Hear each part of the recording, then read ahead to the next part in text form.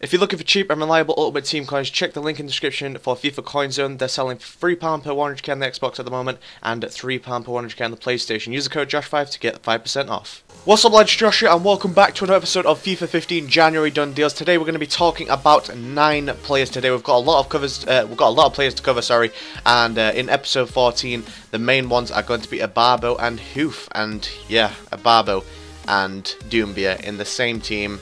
I can't even imagine the amount of Serie A teams that are about to be created in FIFA Ultimate Team. It is going to be getting sweaty up in here. But anyway, let's get straight into the episode and let's cover 9 players.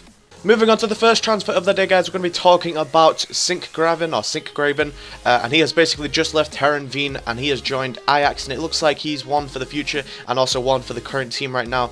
Apparently he's got incredible future ahead of him. He's got great potential to be a great player, and I can't say much about the lad. Obviously I don't watch a lot of Eredivisie, or I don't watch a lot of Holland League football, sorry, but yeah, he's just joined for 5.7 million as well. That is a lot to pay for quite a young kid, but a lot of people, you know, that have seen this guy, or yeah, you know, they think he's got incredible future and potential ahead of him, and it seems like anybody with anybody of any potential seems to just want to go to Ajax or Feyenoord, and that seems to be like the most two dominant teams in Eredivisie at the moment. So yeah, he's just joined Ajax for 5.7 million.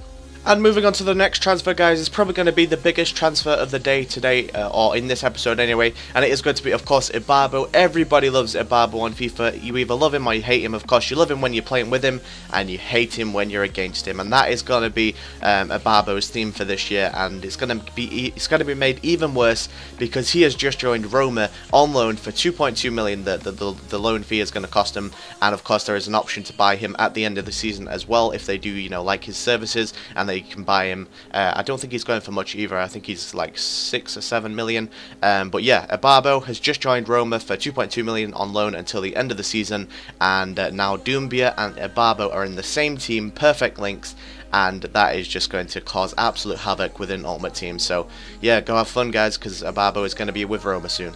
Moving on to the next transfer, guys, we're going to be talking about Bruno Zuculini, and of course he has basically just left for another loan season, or a loan deal, and I think he was on loan till at Valencia until January, of course, and then a couple of days after he's come back from Valencia, he has gone straight back out on loan to you know, the same league, and this time it is going to be Cardoba, and Cardoba have brought in a few players, man. I think they're trying to obviously secure their place in the La Liga, of course, but I'm not really too sure if they're doing well or bad at the moment, but I have bet a few times on Cardoba and they've lost every single time, so let's not mention too much about Cardoba. But yeah, they've just signed Zuculini until the end of the season from Manchester City. And moving on to the next player, guys, we're going to be talking about Brian Ruiz, and of course, it just really hasn't had a good time at anybody recently. You know, I think he's had a few loan spells. I think he went to Ajax, or he definitely went to a Dutch league side, and he just really hasn't been, you know, it hasn't worked out for him, you know, in order to, you know, be successful for a full transfer. So he's just been coming back to Fulham and then going back out on loan, and this time it's happening again, but he's going out on loan to Levante, of course, in La Liga, and hopefully he can obviously try and pick up some form there, come back to Fulham, or, you know, obviously get a full-on signing for Levante at the end of the season. And moving on to the next transfer, guys, we're going to be talking about FETFATZIDIS, and of course he has been a terrific player in Ultimate Team throughout the years, but unfortunately he seems to be a little bit unplayable now, and just a non-rare gold in the Serie A. Everybody looks past him. They forget that he is the 5-star skiller, or was the 5-star skiller of, you know, everybody's teams pretty much in FIFA 12. And I think he was 5-star in FIFA 13, was he not? I cannot quite remember. But yeah, FETFATZIDIS has just joined Kievo, I can't pronounce that name. But yeah, he's just gone from Genoa to Kievo, and of course he will play there till the end of the season, and maybe he'll make it a full transfer at the end of the season. We'll have to wait and find out. And moving on to the next transfer, guys, we're going to be talking about Robert Hoof, and he seems like he's been at Stoke for a very, very long time, but unfortunately for him, his time, well, it's come to a close for now, but obviously it is only just a loan deal, so he could quite easily come back to Stoke, but it could be a full signing at the end of the season. We'll have to wait and find out how his season goes, or the rest of his season goes at, of course, Leicester, which is where he will be going until the end of the season. So Robert Hoof will now be playing for Leicester until the end of the season. I'm not really sure about this one.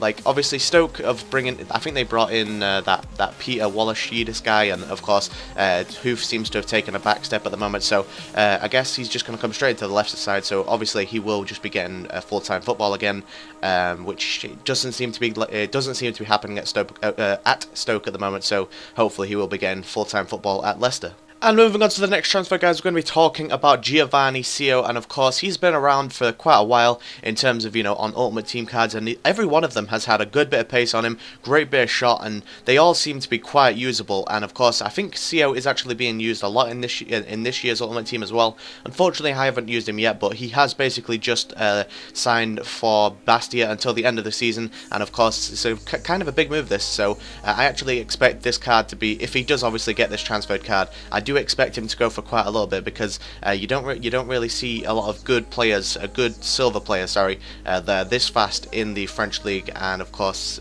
he's going to be a new transfer card, so I can imagine he'll go for a lot. So if you can pick him up or you get him in a pack, definitely keep on to him and keep an eye on his price, because I feel like this one will go for a little bit.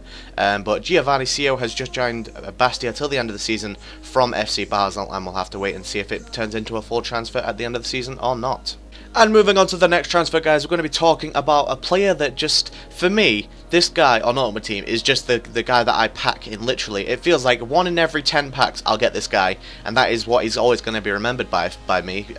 I just get him in every single pack, and do you know what he gets? He gets the discard every time, because he's not worth a thing. But now that he's moving to Milan for £880,000, he may actually be worth something in Ultimate Team. Probably not, still like 800 coins, I can imagine. So, but yeah, he's just joined AC Milan from Parma. Of course, Parma are like smack bang at the bottom of Serie A, and AC Milan don't seem to be doing too much either. I think they're like 14th or 13th, and of course that is not where AC Milan used to be. They seem to be on the decline a little bit, but hopefully, bringing in some new signings will be able to bolster their team, and of course boost them up to, like, I don't know, top 6 maybe. That's what they're hoping for, of course.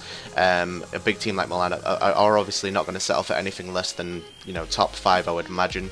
But Paletta has just joined AC Milan for £880,000, and can't really see much about this transfer because I haven't seen the guy play, unfortunately.